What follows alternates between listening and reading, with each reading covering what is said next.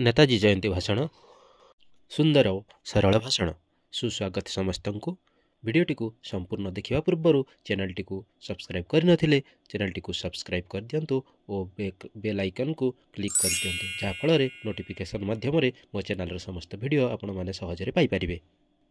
सम्माननीय सभापति महोदय, पूज्य गुरुजी गुरुमावृंद, विज्ञ विचार मंडली एवं एठारे उपस्थित मोर छोट बड़ भाई भौणी और मोर सहपाठीगण और एठारे उपस्थित समस्त प्रतियोगीगण, आज 23 जानुआरी 2024 भारतर स्वाधीनता आंदोलन प्रवाद पुरुष महान विप्लवी नेताजी सुभाष चंद्र बोस का 127तम जन्मवार्षिक मते किछि कहिबार सुजोग मिलिथिबारु मु निजकु धन्य मने करुछि। नेताजी सुभाष चंद्र बोस भारतीय स्वाधीनता संग्राम जड़े अविस्मरणीय दुर्दश नायक। एकाधारे नेताजी थिले जड़े तुंग जननायक, पराक्रमी वीर, महान विप्लवी, उत्तम संगठक।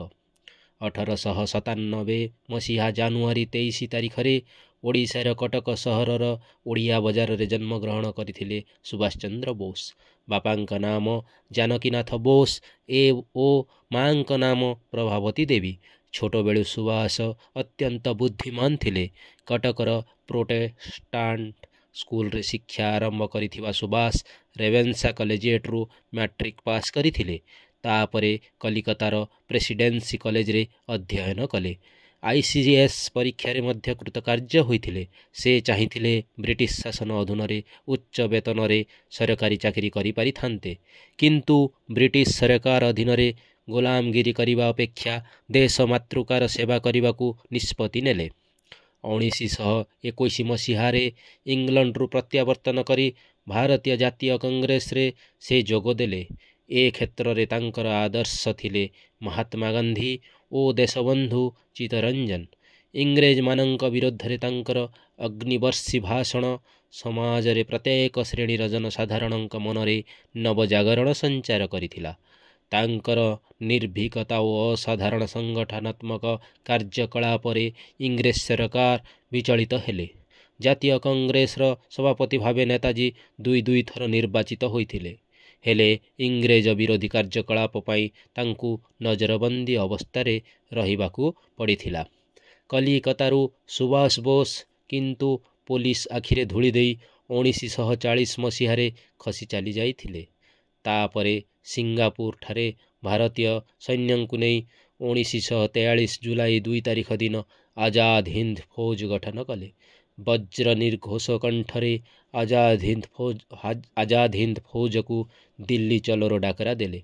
जय हिंद ध्वनि रे गगन पवन मुखरित करी आजाद हिंद फौज भारतीय सीमा आड़क अग्रसर हेले। मते रक्त दियो मु तुमको स्वाधीनता देवी। सुभाषंक ही मर्मभेदी बाणी सैन्य मानक हृदय रे भरी देउथिला अद्यम साहस और अपूर्व वीरत। इम्फाल कोहिमा अधिकार करी भारतर भूई रे तिरंगा पताका उड़ाए इंग्रेज शक्ति को नेताजी प्रत्यक्ष आह्वान देले। नियतिर गति थिला बड़ विचित्र।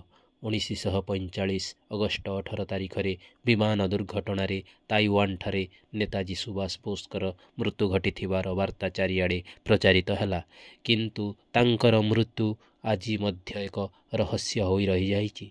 प्रत्येक भारतीय मनरे से जेउ क्रांतिकारी जागरण आनिथिले ताहा तांकू चिरकाल पाई अमर करी रखुछि। सेई महान वीरंक पाद पद्मरे आज प्रणाम अर्पण करी मो वक्तव्य शेष करुअछि। त्रुटि मार्जना करिवे। जय हिंद। आशा करुछि भिडियोटी भल लागिथिबो। लाइक, शेयर और कमेंट करने को भूलंतु नहीं। Thank you.